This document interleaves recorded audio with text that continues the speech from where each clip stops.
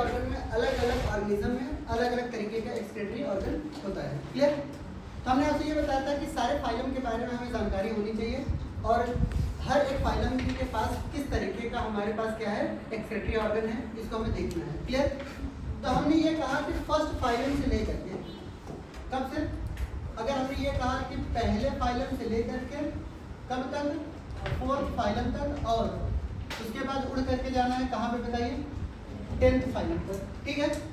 तो 10th phylum पे हमारे पास जो एक्सक्रीटरी ऑर्गन होते हैं वो किसकी तरह होते हैं बताइए, बाई बॉडी सरफेस। यानी ये एक्सक्रेशन किससे करेंगे, बॉडी सरफेस से करेंगे। किससे करते हैं बताइए, बॉडी सरफेस से करते हैं। क्लियर?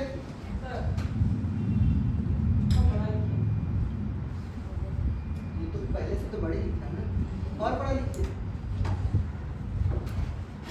चलो नेक्स्ट टाइम से, हाँ नेक्स्ट टाइम से करेंगे। क्लियर? तो हमारे पास क्या आता है कि ये जो फर्स्ट फाइलम में हमारे पास कौन कौन सी फाइलम है बताइए, प्रोटोजोआ, फिर उसके बाद पोरीफेरा, फिर सिलेंट्रेट और टीनोफोरा। ठीक है? ये चार के चारों में कैसे होते हैं बताइए, एक्सक्रेशन बॉडी सरफेस से होते हैं। क्लियर? फिर उसके बाद 10th फाइलम पे हमारे पास क्या आता है, इकाइनोडर्मेटा। इकाइनोडर्मेटा के अंदर भी हमारे पास कैसा होता है बताइए, बॉडी सरफेस से ही होता है। क्लियर? अब बात आती है हमारे पास 5 और 6 की बात कर लेते हैं। ठीक है? अब बात आती है यहाँ पे हमारे पास कैसे 5 और 6 की बात कर लेते हैं, 5th की एंड 6th की बात कर लेते हैं। क्लियर? पांचवा छठा हमारा कौन सा है फाइलम बताइए, 5वें नंबर पे प्लेटिहेल्मिन्थेस, फिर छठे नंबर पे हमारे पास क्या है, एस्केल्मिन्थेस। ठीक है? हमने ये कहा कि हमारे पास 5वें और छठे में दो तरीके के हमारे पास क्या पाए जा रहे हैं, एक्सक्रीटरी ऑर्गन। उसको हमने नाम बोलते हैं प्रोटोनेफ्रीडिया। उसका क्या नाम है बताइए, प्रोटोनेफ्रीडिया। क्लियर? या इनके पास जो भी हमारे पास एक्सक्रीटरी ऑर्गन पाए जा रहे हैं उस एक्सक्रीटरी ऑर्गन का नाम क्या है बताइए, प्रोटोनेफ्रीडिया है। क्लियर? अगर हम बात करते हैं प्रोटोनेफ्रीडिया, हमारे पास दो तरीके की प्रोटोनेफ्रीडिया होती हैं। क्लियर? हम अगर 5वें की बात करेंगे, 5वें में हमारे पास कौन सा है बताइए, प्लेटिहेल्मिन्थेस है। 5वें नंबर पे कौन सा बताइए, प्लेटिहेल्मिन्थेस है। फिर उसके बाद 6 नंबर पे हमारे पास क्या बताइए, एस्केल्मिन्थेस है। क्लियर? इनमें प्लेटिहेल्मिन्थेस में हमारे पास जो एक्सक्रीटरी ऑर्गन होते हैं, हमारे पास एक्सक्रीटरी ऑर्गन जो होते हैं इनके पास प्लेटिहेल्मिन्थेस के पास फ्लेम सेल्स पाई जाती हैं। कौन सी सेल्स पाई जाती है, फ्लेम सेल्स पाई जाती है। ठीक है? डेट पूछा जाता है कि flame cells excretory organ are present in, तो क्या बताएंगे, प्लेटिहेल्मिन्थेस। ठीक है? फिर हमारे पास 6 पे हमारे पास एस्केल्मिन्थेस में आप सुनेंगे रेनेट सेल्स। क्या सुनेंगे बताइए, रेनेट सेल्स। यानी रेनेट सेल्स जो होती है वो हमारे किस में पाई जाती है, एस्केल्मिन्थेस में पाई जाती है। ठीक है? तो ये दूसरा एग्जांपल क्या हुआ हमारे पास, 5वें और छठे हमारे पास क्या पाए जाते हैं कि जितने भी फाइलम हैं उनके पास प्रोटोनेफ्रीडिया होती है। हम प्रोटोनेफ्रीडिया, मेसोनेफ्रीडिया और मेटानेफ्रीडिया तीनों के बारे में सबसे लास्ट में बता देंगे। क्लियर? फिर हमने ये कहा कि प्लेटिहेल्मिन्थेस में कैसा एक्सक्रीटरी ऑर्गन, फ्लेम सेल्स, याद रखना है। क्लियर? और एस्केल्मिन्थेस में कैसा बताइए। ठीक है? अब दूसरा पॉइंट आता है हमारे पास एनेलिडा का, यानी हमारे पास फाइलम नंबर 7। क्लियर?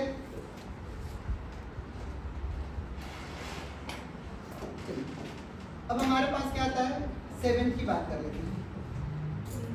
7th में हमारे पास क्या आते हैं बताइए, 7th में कौन सा फाइलम, एनेलिड्स आते हैं। एनेलिड्स के पास हमारे पास क्या होते हैं कि कौन सा एक्सक्रीटरी ऑर्गन होगा। क्लियर? तो हमारे पास एक्सक्रीटरी ऑर्गन हमारे पास एनेलिड्स के बाद नेफ्रीडिया होते हैं। इनके पास प्रोटोनेफ्रीडिया और इनके पास कैसा बताइए, नेफ्रीडिया। इनके पास कैसा बताइए, नेफ्रीडिया। आपके सिर्फ और सिर्फ क्वेश्चन में पूछा जाएगा कि नेफ्रीडिया हमारे पास किस में पाए जाते हैं। क्लियर? तो नेफ्रीडिया किस में पाए जा रहे हैं, एक्सक्रीटरी ऑर्गन, एनेलिड्स में। नेफ्रीडिया 3 तरीके के होते हैं, आपको पढ़ना नहीं है। ठीक है? नेफ्रीडिया कितने तरीके के होते हैं, 3 तरीके के होते हैं। तीनों के नाम हम बोलते हैं। एक का नाम है फेरिंजियल, ठीक है, एक का नाम है इंटेगुमेंट्री। क्लियर? पहला क्या नाम पढ़ेंगे हम, फेरिंजियल। क्लियर? दूसरा क्या पढ़ेंगे, इंटेगुमेंट्री, और तीसरा सेप्टल। 3 तरीके की नेफ्रीडिया हमारे यहाँ पाई जाती है। कितने तरीके की नेफ्रीडिया पाई जाती हैं? 3 तरीके की पाई जाती हैं। अब इनके अंदर अगर ऑर्गेनिज्म की बात करेंगे तो अलग अलग ऑर्गेनिज्म में अलग अलग तरीके के पाए जाएंगे। क्लियर? कौन कौन सा नेफ्रीडिया बताइए? एक तरीके से हमने क्या पहला बताया था, एक हमारे पास क्या था नेफ्रीडिया में सेप्टल,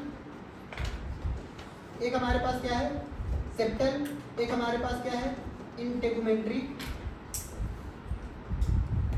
और एक हमारे पास क्या है फेरिंजियल। क्लियर? पहला क्या है, नेफ्रीडिया कितने तरीके की होती हैं? 3 तरीके की होती हैं। कौन कौन सी? सेप्टल, फेरिंजियल और हमारे पास इंटेगुमेंट्री। क्लियर? ये 3 तरीके की नेफ्रीडिया हमारे यहाँ पाई जाती हैं। और नेफ्रीडिया किस में पाई जाती है? एनालिड्स में पाई जाती है। क्लियर? टेरिटरी ऑर्गेनिज्म के नाम पूछे जाएंगे और आपके एक्सक्रीटरी ऑर्गन के बारे में पूछे जाएंगे। क्लियर?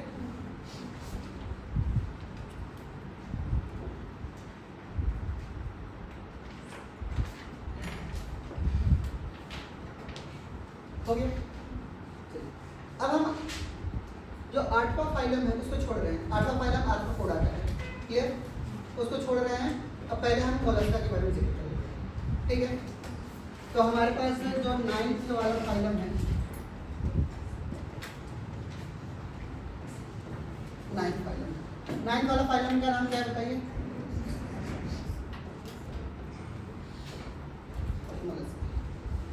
मोलस्का के अंदर जो नेफ्रीडिया पाई जाती हैं उस नेफ्रीडिया का नाम है मेटानेफ्रीडिया।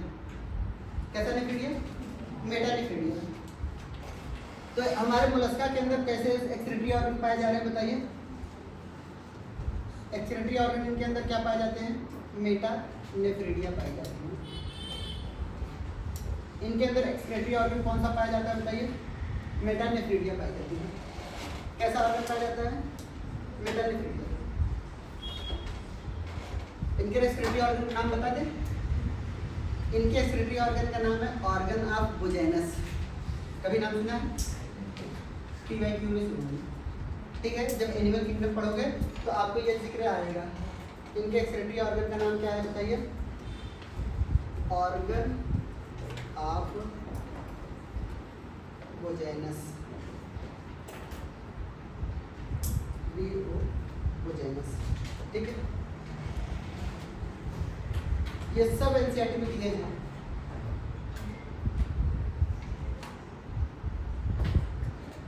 एक्चुअली में एनसीईआरटी 3 तरीके की होती है। क्लियर? हम लोग जो पढ़ रहे हैं वो टेक्स्ट बुक है। एनटीए जब आपसे पूछता है हम पूरा का पूरा क्वेश्चन कहाँ से देते हैं? एनसीईआरटी से देते हैं। तो वो साफ साफ नहीं बताता है एनसीईआरटी टेक्स्ट बुक से दे रहे हैं या एनसीईआरटी एग्जाम्पलर से दे रहे हैं या फिर प्रैक्टिकल लैब मैनुअल से दे रहे हैं। क्लियर?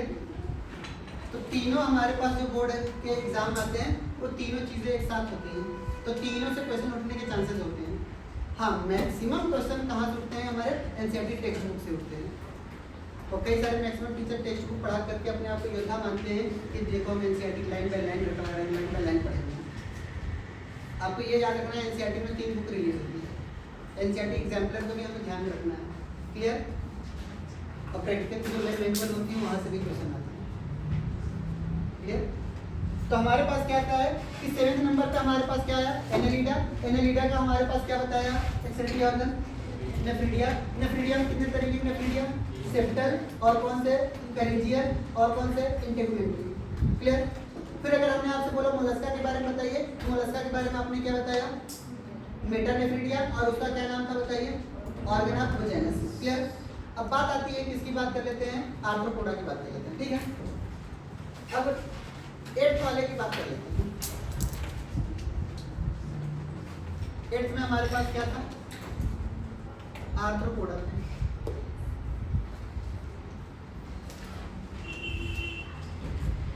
8th नंबर पे हमारे पास क्या है?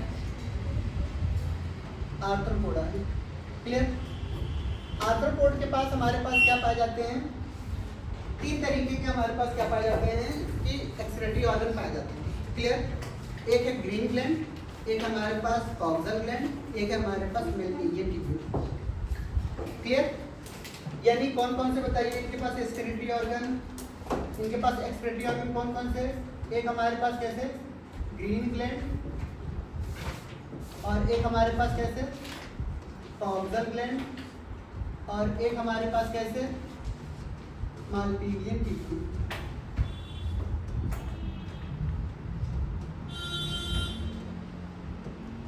क्लियर? यानी ये तीन तरीके के एक्सक्रीटरी ऑर्गन हमारे किसके पास पाए जाते हैं, आर्थ्रोपोडा के अंदर पाए जाते हैं।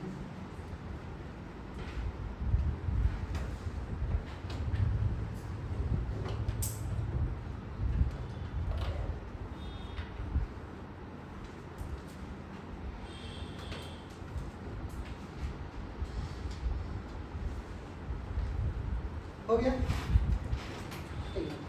चलिए अब 10th की बात कर ले।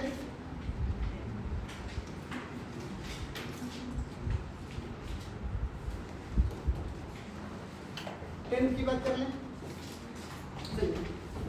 10th में हमारे पास क्या आता है कि दो तरीके होते हैं, एक हेमिकॉर्डेटा होता है, हेमिकॉर्डेटा के बाद क्या आता है हमारे पास कॉर्डेटा आते हैं। क्लियर? अगर हम हेमिकॉर्डेटा की बात करें, ध्यान समझो, हेमिकॉर्डेटा, फिर उसके बाद कॉर्डेटा में भी हम दो तरीके के कॉर्डेटा ले रहे हैं, एक यूरोकॉर्डेटा, एक सिफेलोकॉर्डेटा। क्लियर? यानी हम यहाँ पर क्या कर रहे हैं, 10th हटा करके क्या कर रहे हैं बताइए, 10th की क्यों बात नहीं करेंगे, 10th की बात इकाइनोडर्मेटा की हो चुकी है। क्लियर?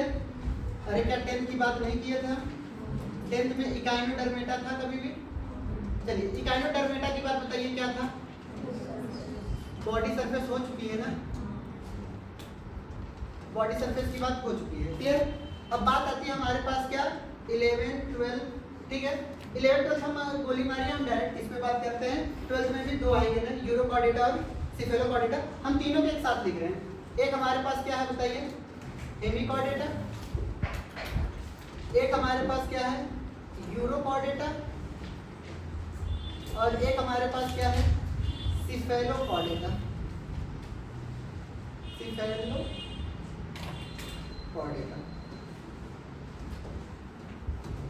क्लियर?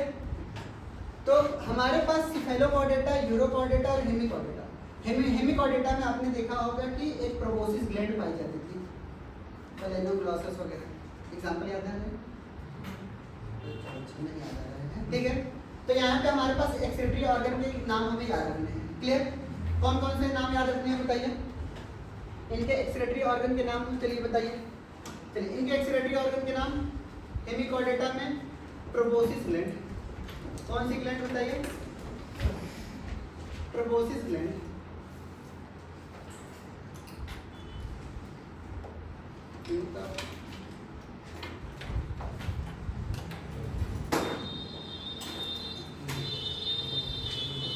सिफेलोकॉर्डेटा में फिर से हमारे पास फ्लेम सेल्स आ जाते हैं, दोहरा करके फ्लेम सेल्स आ जाते हैं। क्लियर? क्लियर? इनको ऐसे लिखना, सुप्रान्यूरल, सुप्रान्यूरल। क्लियर? पेरीन्यूरल या सुप्रान्यूरल बात देखिए।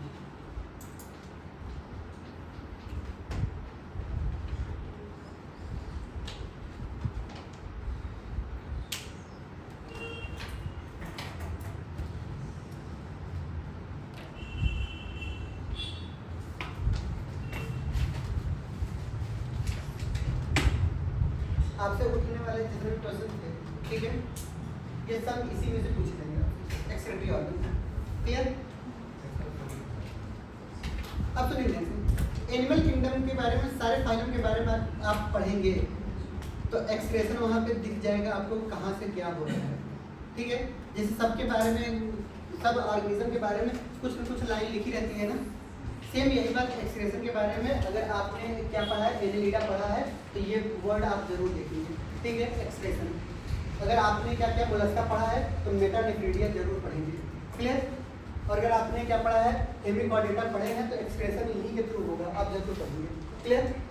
यानी जितने भी ऑर्गेनिज्म हमने पढ़ाए हैं वो सारे के सारे ऑर्गेनिज्म में एक्सक्रीटरी ऑर्गन आपको पढ़ाए जाएंगे जरूर। क्लियर? और ज़िंदगी में ये दोबारा आएगा जरूर एक न एक बार। कहाँ पे? एनिमल किंगडम में। ठीक है, और एनिमल किंगडम में जब आएगा तो क्या होगा, बड़े समझदार हैं। क्लियर? तो वही पूछने वाला कार्यक्रम चलेगा हमारा। क्लियर? तो दूसरा पॉइंट आता है हमें यहाँ पर सुनिए।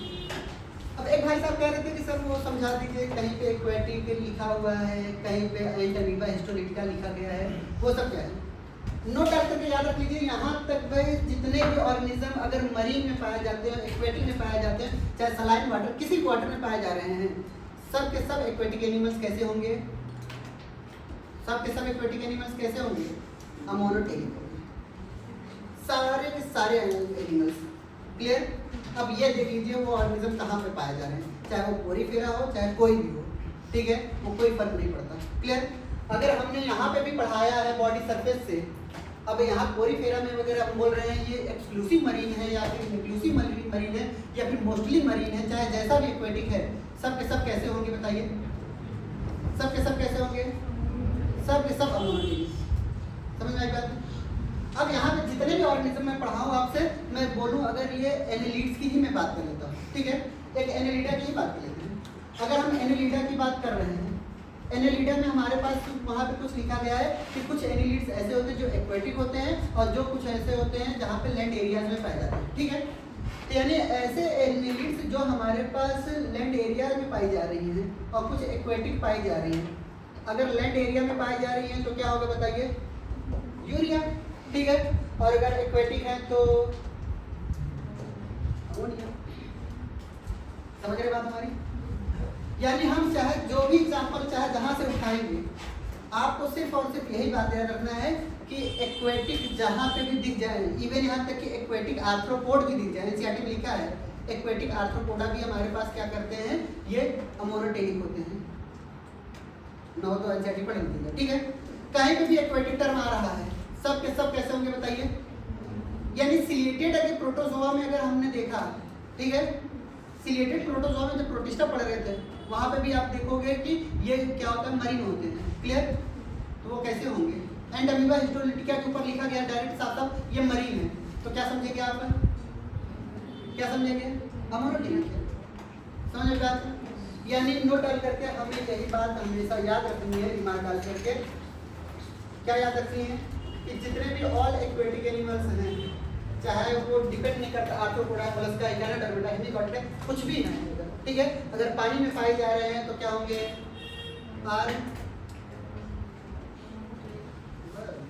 अमोनोटेलिक, ठीक है। कुछ एक्सेप्शन है मैं बताऊंगा। क्लियर? कुछ एक्सेप्शन है हम बता रहे हैं।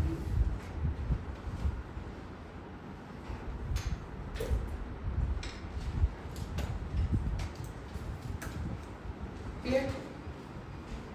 ये तो एनेलिडा का हो गया, एनेलिडा का लिख लीजिएगा जी। जो मैं बॉक्स में बनाता था वही इंपॉर्टेंट याद रखना है।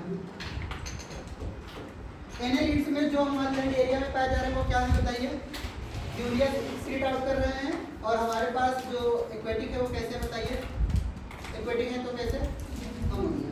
ठीक है, आगे बढ़े, आगे बढ़े।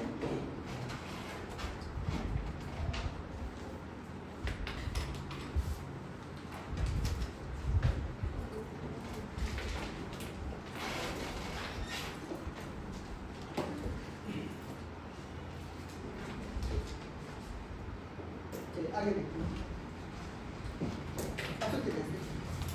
एक और ट्रिक देखते हैं। अगर हम बात करते हैं आर्थ्रोपोडा की, किसकी बात कर लेते हैं बताइए? आर्थ्रोपोडा की, और मोलस्का की भी बात कर लेते हैं, दोनों की एक साथ बात कर लेते हैं। ठीक है, जितने भी आर्थ्रोपोडा होते हैं और जितने भी मोलस्का आपको दिखाई दे रहे हैं, वो अगर क्या है कि दो तरीके के लोग होंगे। यहाँ पे भी कितने तरीके के लोग होंगे बताइए? दो। अगर ये कहाँ पे पाए जा रहे हैं? लैंड एरिया में पाई जा रही है। कोई भी आर्थ्रोपोडा हो चाहे मोलस्का हो, अगर लैंड एरिया में पाई जा रही है तो वो यूरिक एसिड क्या करेंगे बताइए? एक्सक्रीट आउट करेंगे। और अगर एक्वेटिक है तो एक्वेटिक का तो भूलना ही नहीं है। क्लियर? हमें सिर्फ और सिर्फ कंफ्यूजन जिसमें है वो याद रखना है कि कुछ लैंड एरिया में रहने के बावजूद भी यूरिक एसिड भी एक्सक्रीट आउट करते हैं। क्लियर? समझाएगा? जितने भी मोलस्का और आर्थ्रोपोडा के मेंबर अगर आपको दिखाई दे रहे हैं, क्लियर, तो आर्थ्रोपोडा और मोलस्का के मेंबर में जो लेड एरिया में पाई जाती है आर्थ्रोपोडा मोलस्का, वो यूरिक एसिड हमारे निकालती हैं, और हमारे पास जो एक्वेटिक होती है वो तो पहले से ही क्या निकाल रही है, अमोनिया निकाल रही है और निकालेंगे। क्लियर?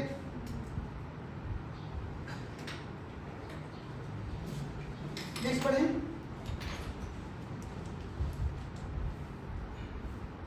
धीरे धीरे हम कॉर्डेटा की तरफ आ गए हैं ना।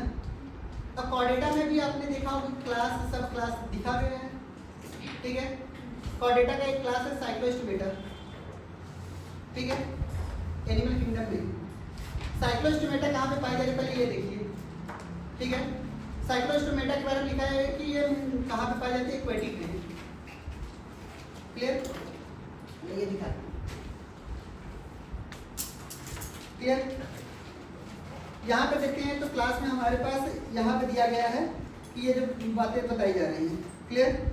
तो यहाँ पे क्या दिया गया है कि कुछ क्लास दिया गया है साइक्लोस्टोमेटा, कह रहा है कि all members are cyclostomata are ectoparasite on some species, ठीक है। मछली कहाँ पे पाई जा रही है ये बताइए, पानी में ही तो पाई जाती है, ठीक है। तो उसके ऊपर ये पाई जा रही है तो ये भी तो पानी में ही पाई जाएंगे। अगर ये पानी में पाई जा रही है तो क्या होगा, अमोनोटेलिक। तो लिखने में सरल कैसे, अमोनोटेलिक। क्लियर? यानी हमारे पास दूसरा पॉइंट आता है, हमारे पास क्या, साइक्लोस्टोमेटा। जो साइक्लोस्टोमेटा होता है वो क्या रिलीज करती है बताइए, क्या एक्सक्रीट आउट करती है, अमोनिया। अब यहाँ पे एक्सेप्शन में कुछ है, ठीक है।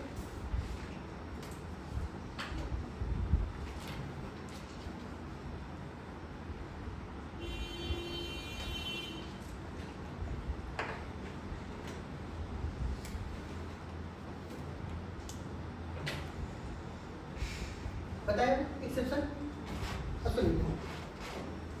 अब साइक्लोस्टोमेटा क्या होती है कि कुछ फीस के ऊपर क्या है बताइए, पैरासाइट है। क्लियर?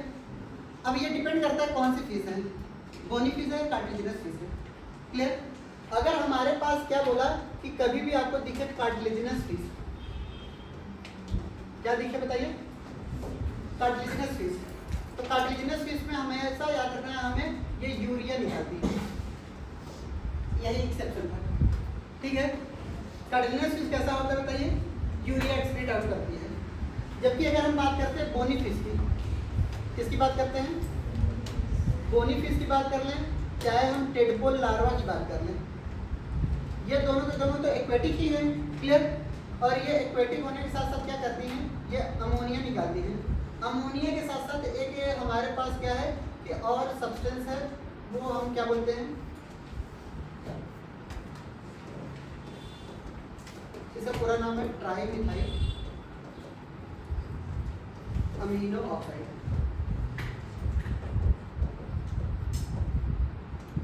ये रिलीज करती है। क्लियर? ये हमारे पास क्या है, बोनी फिश और टेडपोल लार्वा। टेडपोल लार्वा के बारे में बेसिकली आप क्या लिखना है, सिर्फ पर ये। क्लियर?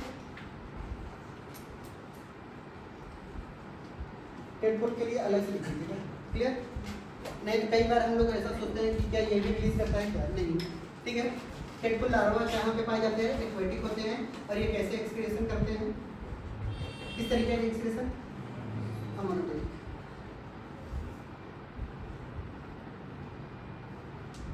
अच्छा, टेडपोल किसका लार्वा है, फ्रॉग का। फ्रॉग क्या है, अमोनोटेलिक या यूरियोटेलिक या यूरिकोटेलिक,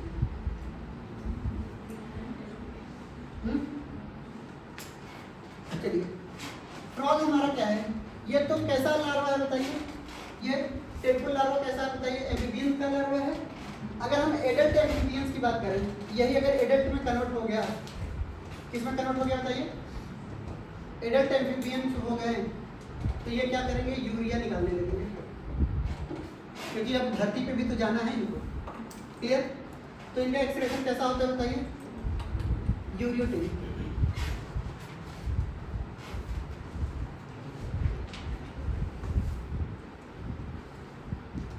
हो गया? चलिए, एम्फीबियन के बाद अब क्या आता है, रेप्टाइल्स आते हैं। बोलिए। अच्छा, सैलामेंडर कैसा है हमारा, रेप्टाइल्स है, ठीक है। तो पहले रेप्टाइल्स के बारे में लिख लेते हैं। रेप्टाइल्स हमारा क्या है, अमोनोटेलिक है या यूरियोटेलिक है या यूरिकोटेलिक है? बताइए। रेप्टाइल्स कैसा है? रेप्टाइल्स कैसा है? रेप्टाइल्स जो होता है वो यूरिक एसिड निकालता है, यानी ये क्या होगा? यूरिकोटेलिक होगा। बट इसकी कुछ एक्सेप्शन है। एक्सेप्शन हमारे पास क्या है बताइए? एक्सेप्शन हमारे पास है सैलमेंडर। क्लियर? सैलमेंडर जो होता है वो यूरिया निकालता है। सैलमेंडर क्या निकालता है? यूरिया निकालता है। Very very very important example, 100% पूछा जा रहा है और हमेशा पूछा जाएगा। क्लियर? जो एक्सेप्शन है वही तो हमें पूछे जाते हैं। क्लियर?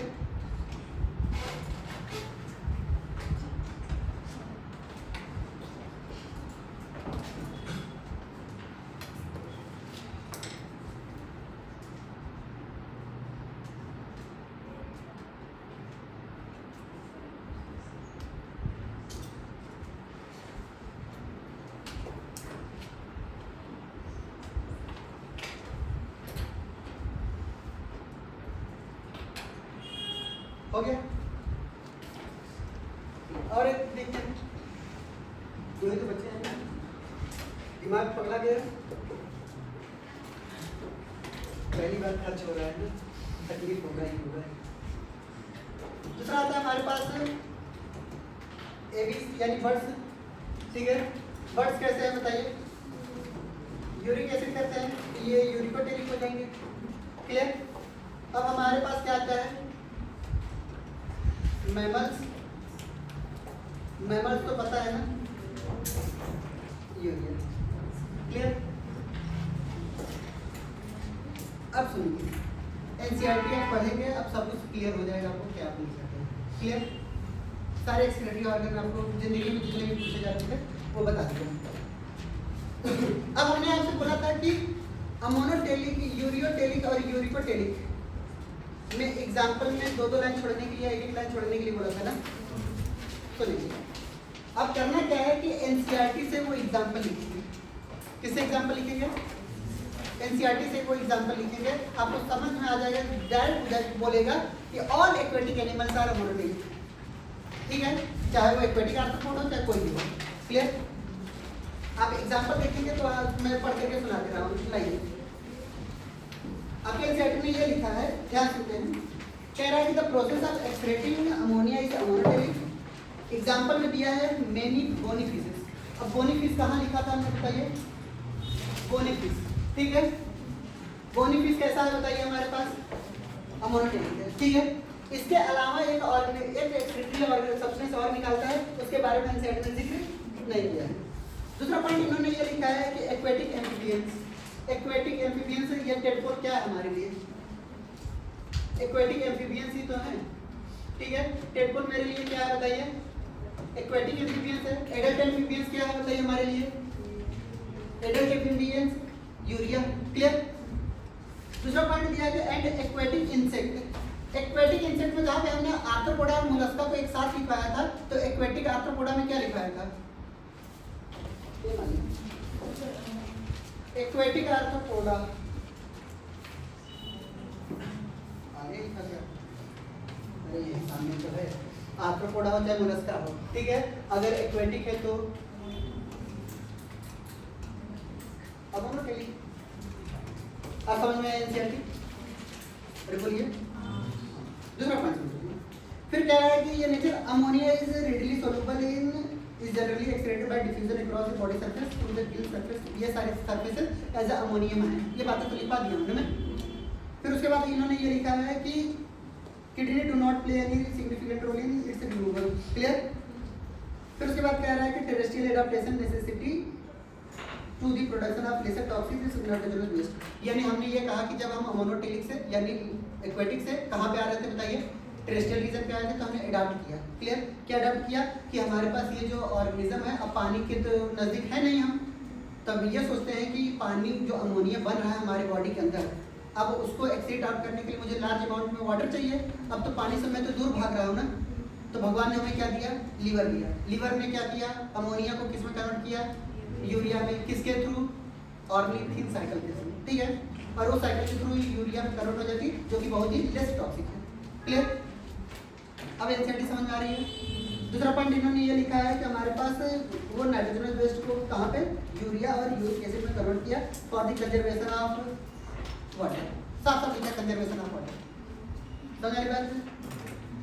आप पहले हम नोट्स को पढ़िएगा, उसके बाद एनसीईआरटी पढ़िएगा, तब आपको लगेगा गहराई क्या लिखी गई है। क्लियर?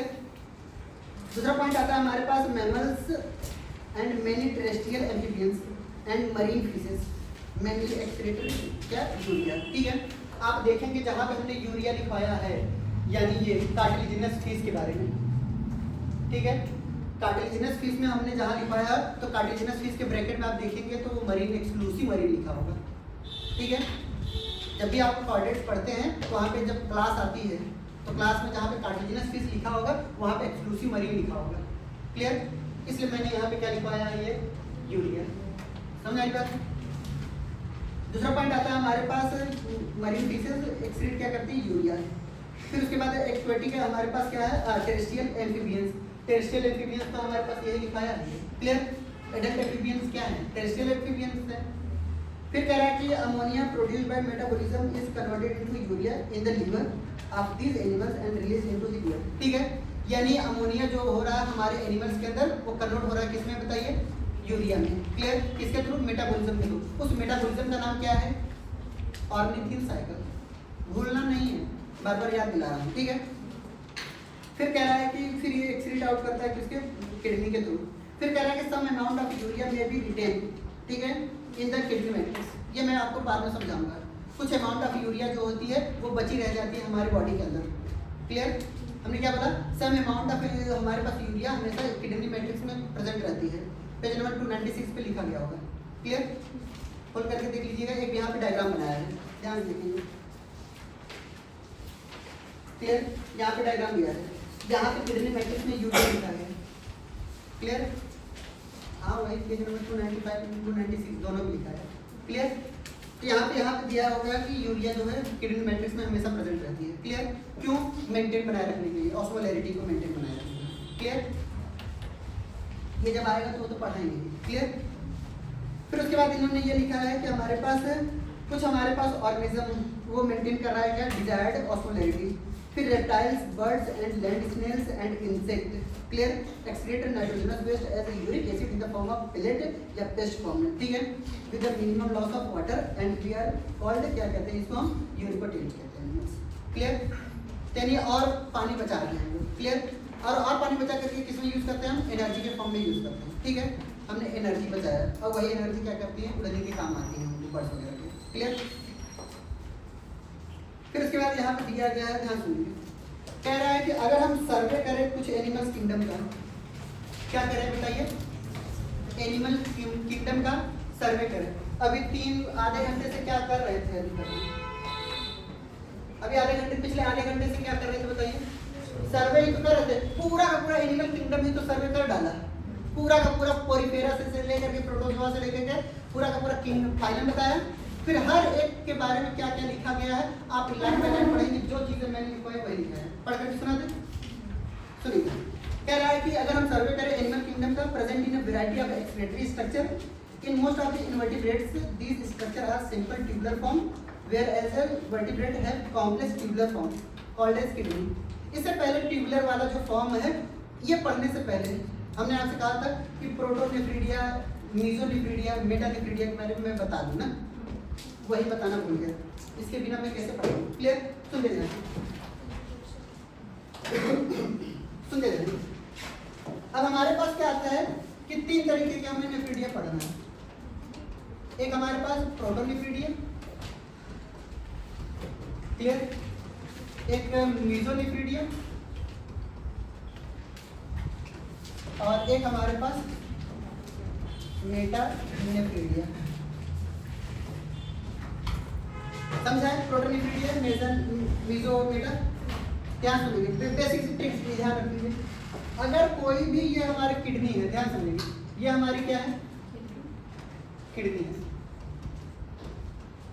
अगर इस किडनी के अंदर कोई भी, अगर हमारे पास जो एक्सक्रीटरी सिस्टम बन रहे हैं वो अगर एक ट्यूब में बन रहे हैं, किस में बन रहे हैं बताइए, एक ट्यूब में बन रहे हैं तो समझ जाइएगा कि ये क्या हमारे पास प्रोटोनिफ्रिडिया है। अगर ट्यूबुलर फॉर्म में हमें नजर आ रहे हैं तो वो हमारा क्या है बताइए, प्रोटोनिफ्रिडिया है। क्लियर? बट बाउमैन कैप्सूल नहीं है, सिर्फ और सिर्फ ट्यूब्यूल लाइक स्ट्रक्चर बन रहा है, ट्यूबुलर फॉर्म में स्ट्रक्चर दिख रही है। तो आपको क्या जानना है, अभी ये शुरुआत हो रही है, ठीक है, प्रोटोनिफ्रिडिया। दूसरा, अगर हमने ये कहा कि ये हमारी किडनी है, ये किडनी है, अगर इनके अंदर कोई भी स्ट्रक्चर कुछ इस तरीके का नजर आ रहा है आपको, क्लियर, कुछ बाउमैन कैप्सूल ऐसे होंगे, ठीक है, ट्यूबुलर फॉर्म, ये बाउमैन कैप्सूल भी है। क्लियर? ये क्या है बताइए, हमारे पास बाउमैन कैप्सूल भी है और यहाँ पे ये ट्यूब्यूल लाइक स्ट्रक्चर आपको दिखाई दे रहे हैं। तो ये क्या समझेंगे बताइए, मीजोनेफ्रिडिया समझेंगे। क्लियर? बट हमारे पास अगर ये कोई किडनी है, ध्यान से देखेंगे, ये अगर कोई किडनी है, इनके अंदर जो नेफ्रॉन का स्ट्रक्चर है, नेफ्रिडिया का मतलब नेफ्रॉन होता है, ठीक है, अगर इनके नेफ्रॉन के स्ट्रक्चर में हमारे पास क्या पाए गए हैं बताइए, ये हमारे पास बाउमैन कैप्सूल पाए गए। बाउमैन कैप्सूल के बाद ये क्या पाए गए, पीसीटी पाए गए। पीसीटी के बाद ये क्या पाए गए बताइए, लूपा फेनेले पाए गए। ये क्या पाए गए बताइए, लूपा फेनेले पाए गए। और लूपा फेनेले के बाद डीसीटी पाए गए। डीसीटी के बाद ये ट्यूबुलर लाइक स्ट्रक्चर बन रहे हैं। क्लियर? पूरा पूरा कंप्लीट अगर नेफ्रॉन बन रहा है तो ऐसे नेफ्रिडिया को हम क्या बोलते हैं बताइए, ऐसे नेफ्रिडिया को हम क्या बोलते हैं, मेटानेफ्रिडिया। समझ आई बात इतनी? दूसरा पॉइंट, इनके एग्जाम्पल हम कैसे रटे हैं, क्लियर? तो जहाँ पे कोई ना हो वहाँ पे उसको उठा दो, सो रही है, ठीक है। तो यानी हमारे पास क्या है कि अगर कोई भी स्ट्रक्चर आपको यहाँ पे दिखने को मिले, ध्यान समझेंगे, इनके एग्जाम्पल ट्रिक ध्यान से सुनेंगे। अगर प्रोटोनेफ्रिडिया, मेटानेफ्रिडिया और हमारे पास क्या है, ये सारी बात दी जाए, तो राम भगवान का नाम कभी आपने सुना है, क्लियर? और उनके पीए का नाम सुना है, क्लियर? यानी रेप्टाइल्स, एम्फीबियंस और मैमल्स, जो एविस और मैमल्स, ठीक है, कौन कौन से, रेप्टाइल्स, एम्फीबियन, एविस, ठीक है, और मैमल्स, ये सब के सब, ठीक है, हमारे पास किस में आते हैं, मेटानेफ्रिडिया में आते हैं। किस में आते हैं बताइए, मेटानेफ्रिडिया, ठीक है। ये तो बॉस हुए ना, अगर उससे कमजोर होगा तो कौन आएगा, क्लियर? ये किस में आएंगे बताइए, हमारे पास मीजोनेफ्रिडिया में। किस में आएंगे, मीजोनेफ्रिडिया में हमारे पास आते हैं, क्लियर? और कहोगे सर प्रोटोनेफ्रिडिया कहाँ गया, मन में सवाल आ रहा है। प्रोटोनेफ्रिडिया में हमारे पास कभी अपनी जिंदगी में साइक्लोस्टोमेटा सुना था, उसके साथ साथ टेडपोल कर लीजिए, क्लियर? अब पढ़ने में मजा आएगा, क्लियर? अब आइए,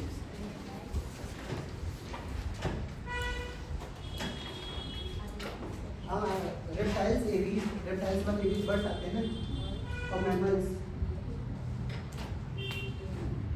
पी केवल ऐसे ही एम्फीबियंस करते हैं, ठीक है।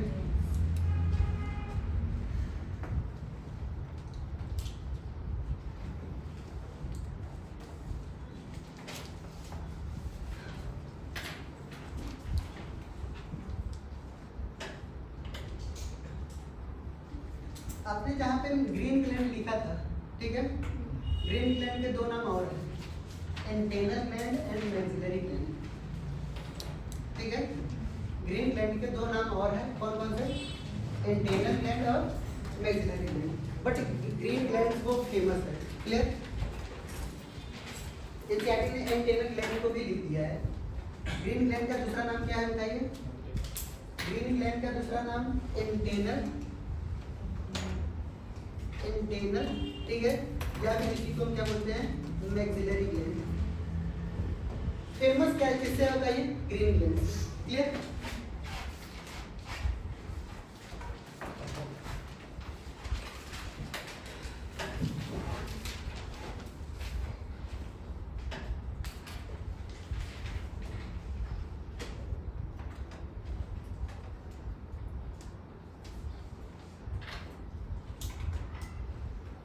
इसलिए मैं बार बार आपसे गुजारिश ये कर रहा हूँ कि जितना भी पढ़ाएं, मेरे पढ़ाने के तुरंत बाद एनसीईआरटी पढ़ लीजिएगा, क्लियर? तभी समझ में आएगा, नहीं तो पता ही नहीं चलेगा क्या पढ़ाया।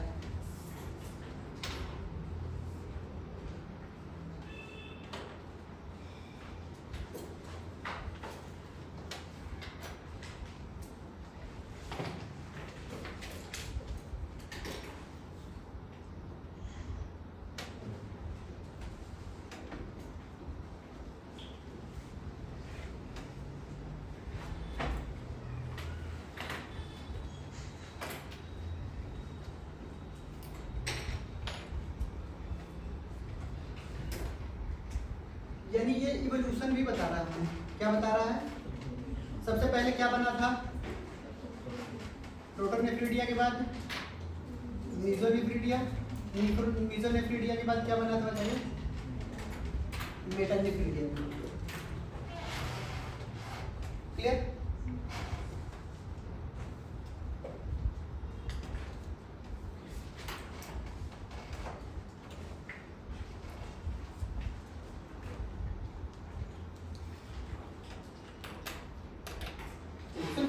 और यहाँ पे एक पॉइंट सुनेंगे, कह रहा है कि यहाँ पर एक पॉइंट देखेंगे, कह रहा है कि प्रोटोनेफ्रिडिया आर फ्लेम सेल्स, ठीक है, यानी प्रोटोनेफ्रिडिया या फ्लेम सेल्स, यानी अब यहाँ से बात करते हैं पीछे की तरफ बढ़ते हैं, ठीक है।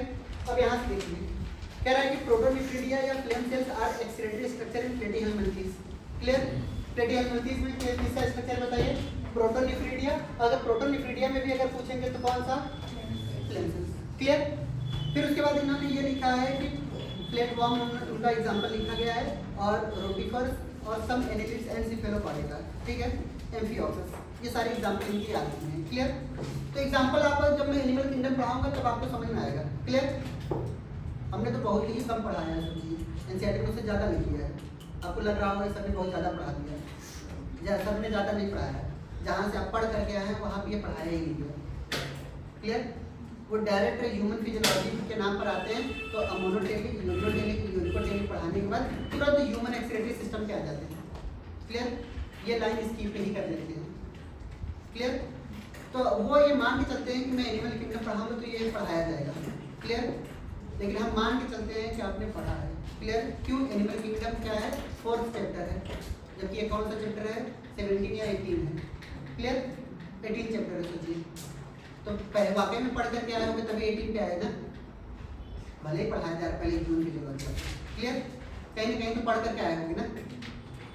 दूसरा पॉइंट आता है हमारे पास, protonephridia are primarily concerned with ionic and fluid volume regulation, ठीक है, यानी प्रोटोनेफ्रिडिया जो होती है वो आयनिक और हमारे पास फ्लूइड कंसंट्रेशन को ये रेगुलेट करती है, इसलिए इनको हम क्या बोलते हैं? Osmoregulation. क्लियर?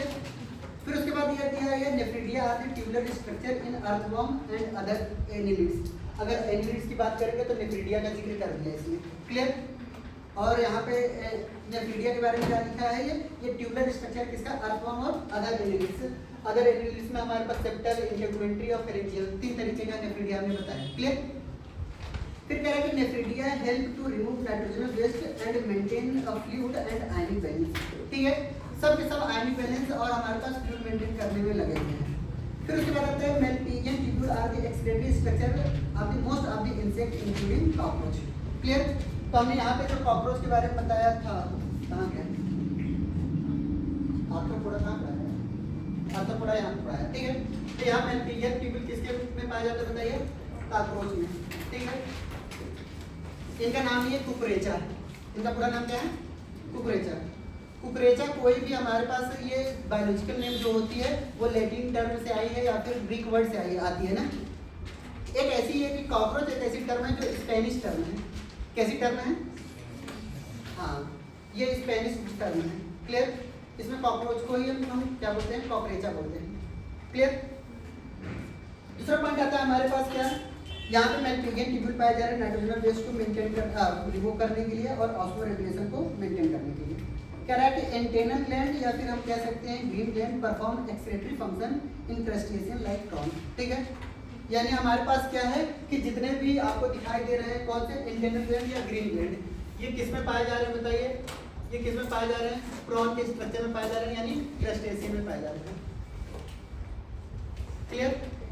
हम तो ये सोचते हैं कि आप एनिमल किंगडम के क्लियर सारे फाइलम के बारे में और उनके एग्जाम्पल के बारे में, सारे फाइलम उनके एग्जाम्पल, सारे फाइलम उनके एग्जाम्पल, सभी के बारे में लिख करके आएंगे और पढ़ करके आएंगे, ठीक है, क्योंकि ये हमारे लिए बहुत ज़रूरी है, ठीक है। सारे फाइलम के एग्जाम्पल याद रखना, समझ आई बात? अब आता है हमारे पास ह्यूमन एक्सक्रीटरी सिस्टम, क्लियर? एक बार रिवाइज कराते हैं ना, इतना पढ़े हो, नहीं तो बहुत दिमाग खराब हो जाएगा ना, चलो